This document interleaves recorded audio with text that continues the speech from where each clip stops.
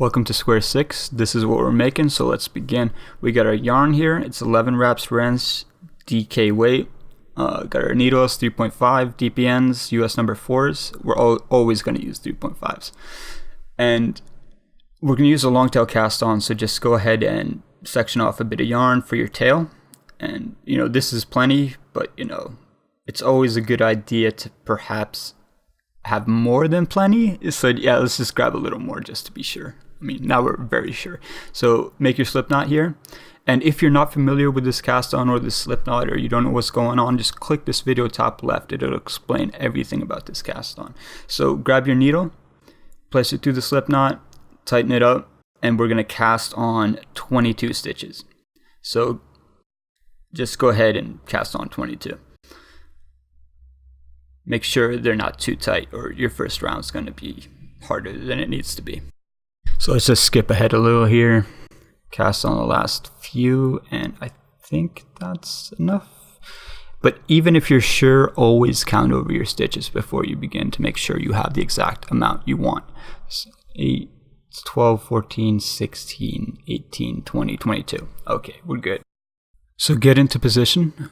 Make sure you're selecting the working yarn, not the tail end. And the first thing we're going to do is the same thing we always do. We're going to slip that first stitch purlwise. And if you're not familiar with slipping purlwise, just click this symbol in the top left and it'll take you to a video describing how to do it. It's pretty simple, but it's there if you need it. Next, we're going to knit 3. And again, if you're not familiar with the knit stitch, just click that link, that little symbol up in the top left there. That'll take you to the video describing how to knit. And then we're going to purl 1, right? Again, if you need additional information, top left, just click that symbol. So purl,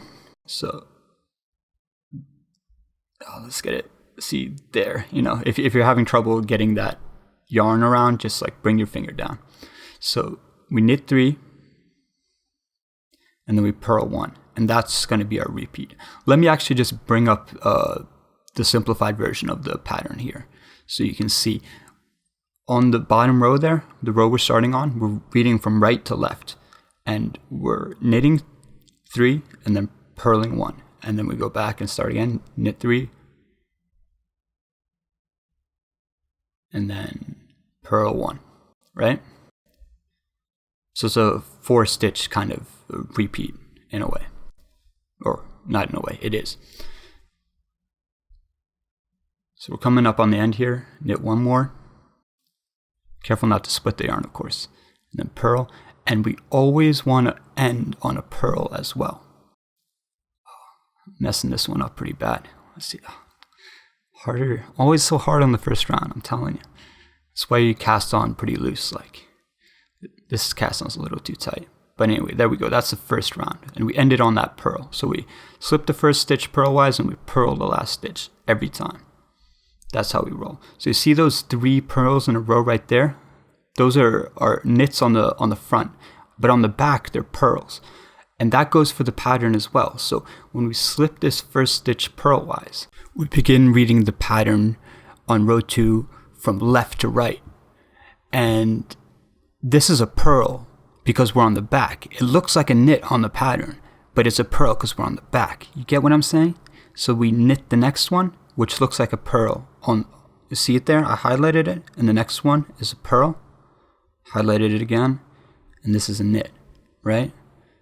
Is that making sense? Because on the front, it looks like the pattern. But because we're working from the back, we need to do the opposite thing. And then we just repeat it from there. Is this making sense? I don't know. The important part is that we're doing a purl knit, repeat all the way to the end of the row. So let me see if I can try to explain this in a better way. So when you start reading a pattern, you start from the right side and read towards the left.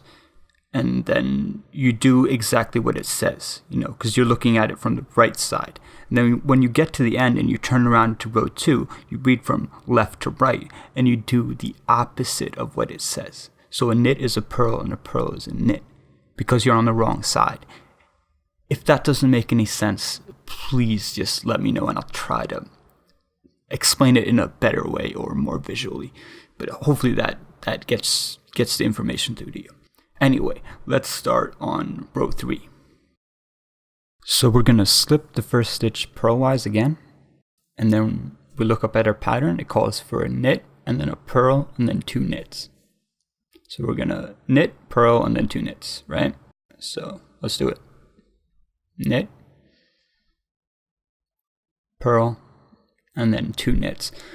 And this might seem a little off kilter. It's like asymmetrical in a way because there's these 2 knits ending that repeat, right? So it looks a little weird and like crooked in a way. But you'll notice now, if I knit this one, I do the repeat again here and purl the next and then knit 2.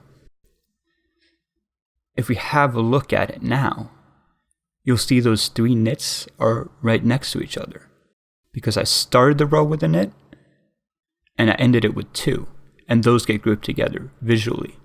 So essentially what we've done is taken round 1 and moved it over 1 stitch. That's the idea. But all you really need to focus on is you knit 1, purl 1, and then knit 2, and repeat that until you hit the last stitch. So knit 2 here, and then we purl the last stitch, always. So that's round 3 completed. And that was the front side of the work, right? We're looking at the front right now. So when we turn it around to do round 4, once again, we're reading the pattern from left to right now, and we're doing the opposite of what it says, right? Because we're working on the back. Because if I purl this stitch now, like it says I'm going to knit, but I'm going to purl it. What happens is it's a purl on the back, but a knit on the front, right? So I knit the next one. Even though it says it's a purl, it's a knit, right? Because we're working from the back. And we just do that purl, knit, all the way to the end. And the reason for this is that if you write a pattern, you need to represent what it looks like from the front. Because you're not always going to knit flat. Sometimes you're going to knit in the round. And we'll get to that eventually. Don't worry. Don't worry about what I just said.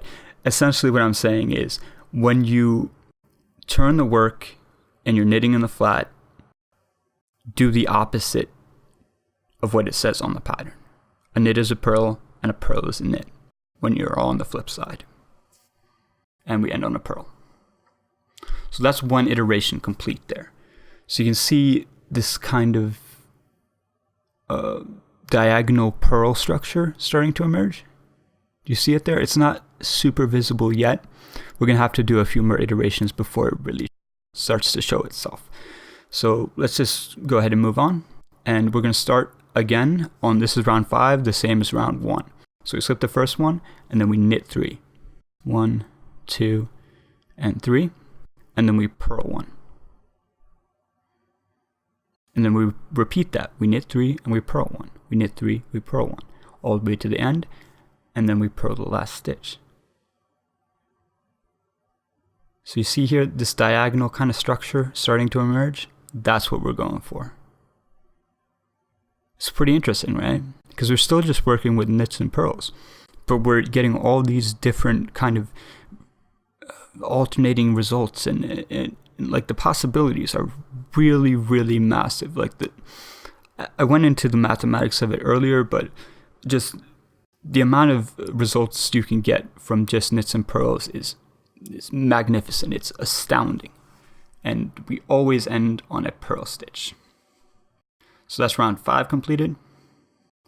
We're looking pretty good. And remember, like, it's a video. You can pause it whenever you need to. Rewind it whenever you need to. You know, you don't need to try to keep up. That's not what this is. So again, you'll notice we're going to purl, even though it said, knit. We're going to purl and knit. So the wrong side is always going to be the same. It's a purl, knit, purl, knit, purl, knit, purl, knit, all the way to the end on a purl. Every time. Every time you turn the work and you're looking at the back of it, you start with a purl, or you slip the first stitch, then you purl, and then you knit, and then you purl, knit, all the way across.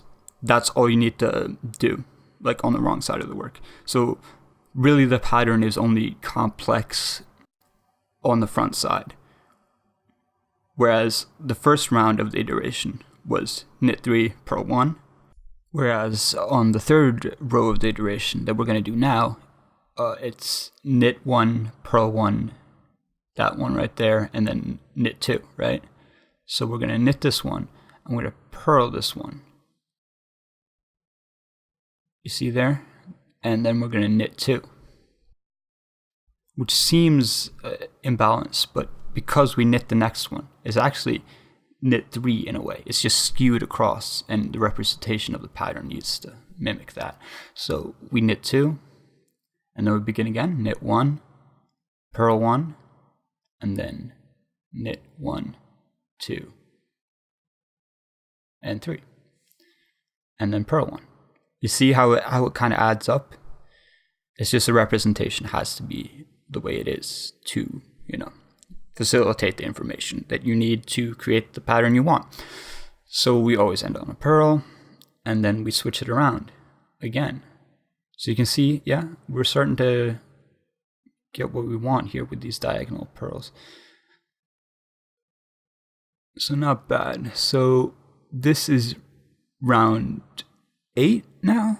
Yes. This is the 4th round of the second iteration. 4th row of the second iteration. 4 times 2 is 8. So here we see again, that's a purl, and that's a knit. And you just purl knit all the way across. Every time you hit the back of the work, slip the first one, purl knit, purl knit, purl knit, purl knit, all the way to the end. And the last stitch is going to be a purl, just because that's the way it adds up. We just happen to land on a purl with that repeat at the end there. So that concludes pretty much, the extent of what you need to do throughout this pattern. But that's 2 iterations, and we're going to do about 8 of them. So that's 2 iterations out of 8. And let's just skip ahead to the halfway mark. You're just going to keep going through this iteration 8 times. That's all you need to do here. So here we are at the halfway mark, 5 centimeters, and we've gone through the pattern 4 times, and we're going to do it a total of 8 times, 8 iterations. But 4 gives us 5 centimeters with my tension anyway. You might have a little more, a little less, depending on how tight or loose you're knitting. But don't worry too much about that. This is more or less about practicing your knits and purls and keeping a focused mind and placing everything neatly where it needs to be. Tension and skill comes with practice. There is no shortcut. So let's keep practicing. Let's slip 1, and now we're going to knit 3. We're starting again from, this is row 17, but we're starting again from row 1 of the pattern, so to speak, or of the iteration, right? So knit 3, purl 1, knit 3, purl 1, and keep on doing that all the way to the end, and purl the last stitch. And make sure that's, relatively snug and tight, and just turn it around. And now we're looking at the back of the work. So we're just going to slip that first one purlwise, and those last 3 knits you did, you'll see they're now purls. I'm sure you're getting this by now. But what we're going to do is just purl and then knit, and then purl and then knit, all the way across to the end and end on a purl. Okay, good. Now let me try to explain how I process this next round in my mind. It's a slip, first of all. That's not really part of the pattern. We just do that to make our edge. And then it's a knit 1 and a purl 1 and a knit 2, right? But I know it's actually just the same as the first round, which is a knit 3, purl 1. So I do those first 2 stitches, and then I transfer it in my mind to a knit 3, purl 1, knit 3, purl 1. So now all of a sudden, instead of there being 4 different rows to the iteration, there's actually only 2. There is what I do on the front side, I knit 3 and I purl 1, and what I do on the back, which is purl 1, knit 1, purl 1, knit 1. And if you look deeply at patterns, patterns emerge, Simplifications are available. in most circumstances. And we'll get into that more, ways of thinking about knitting and simplifying it in your mind. See here, what do? I just purl one and I knit one. That's all I need to think about. Seemingly complex things become simple if you break them down to their lowest common denominator. That being said, let's skip ahead, knit, and purl the last one there. And that's another iteration complete. Turn it around, have a look, that's what we're going for, that diagonal kind of structure. So let's skip ahead once again. So here we are, just under 9 centimeters. I have one row left in the 7th iteration, and then we're going to do one more iteration after that to round it off to about 10. Incidentally, it turns out with this pattern and this yarn weight and this needle gauge, there's about 3.2 rows to a centimeter. I'm pretty sure, yeah. So anyway, we're on the flip side now, and we're just going to do that like we did every other flip side, every other wrong sided round. We're going to slip one, and we're going to purl one, and then we're going to knit one all the way across. And that's, yeah. I'm sure you've got it figured out by now because I've said it a bajillion times. Knit one. No, what am I doing? I need to purl one. Easy to get distracted sometimes, but you got to keep a clear head and focus on what you're trying to do, no matter how hard it can be. Okay, silly. So purl one, knit one, purl one, and knit one, all the way to the end. And that's our last purl. So we're going to run through the pattern one more time. Do I have to do this? No, I'll just skip to. So here we are at the end, 10 centimeters, and I'm sorry for making this tutorial drag on so much. I don't mean to insult your intelligence or anything. I'm sure you understand fully by now, and it could have been 5 minutes, but I like to try to be thorough. But if I'm annoying you, can let me know. I like to right my wrongs. But what we're going to do here is we're going to do a purl side, or bind off. So slip the first one, purl this one, drop that slip stitch over that purl you just made, and then purl the next one, drop that last stitch over. Make sure you give yourself plenty of slack on these purls, right? So you don't get like a real tight bind off and kind of scrunch the work together. So just purl your way across, drop that last stitch over. Be sure not to drop the purl that you just made here when you drop this over like that. Be very careful. I mean, take your time. It's better to be more careful than you should be, Safety first. And just keep doing that all the way to the end. So we've got a few remaining here. Just keep purling, dropping that stitch over like that. Purl again, drop over, and then just purl that last one. Drop that guy over. So you got this one kind of loop left here. So what do? We break the yarn because we finished. And then just pull that straight on through that loop, like so. And pull it tight. And you're done.